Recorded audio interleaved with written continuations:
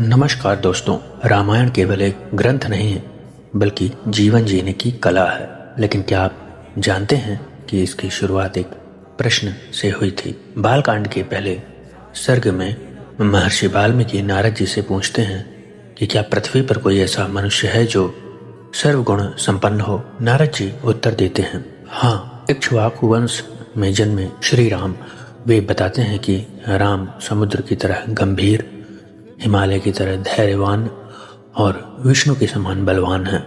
वे सत्य के रक्षक और प्रजा के हितैषी हैं। राजा दशरथ राम का राज्याभिषेक करना चाहते थे, लेकिन रानी कैकेयी ने अपने वरों के कारण राम को वनवास और भरत को राज्य मांग लिया। सत्य की रक्षा के लिए राम ने हंसते हुए वन स्वीकार कर लिया। पिता दशरथ पुत्र वियोग में स्वर्ग सिधार गए और भरत ने राम की चरण पादुकाओं को सिंहासन पर रखकर नंदीग्राम से शासन किया।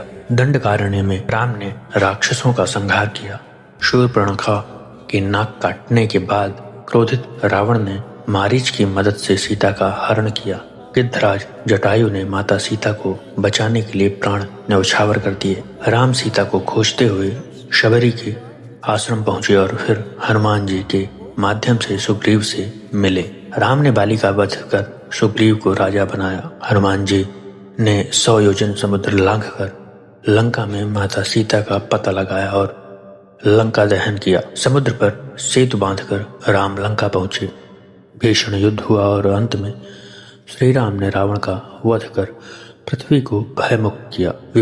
विभीषण को लंका का राजा बनाया गया। वनवास पूरा कर राम अयोध्या लौटे। उनका राज्याभिषेक हुआ। नारद जी कहते हैं, राम राज्य में न कोई दुखी था, न कोई रोगी। अकाल मृत्यु का भय समाप्त हो गया। वाल्मीकि जी लिखते हैं, जो इस पवित्र राम कथा को पढ़ता या सुनता है वह पापों से मुक्त होकर कीर्ति और मोक्ष प्राप्त करता है। ऐसे ही धार्मिक ज्ञान को प्राप्त करने के लिए हमसे जुड़े रहें। धन्यवाद।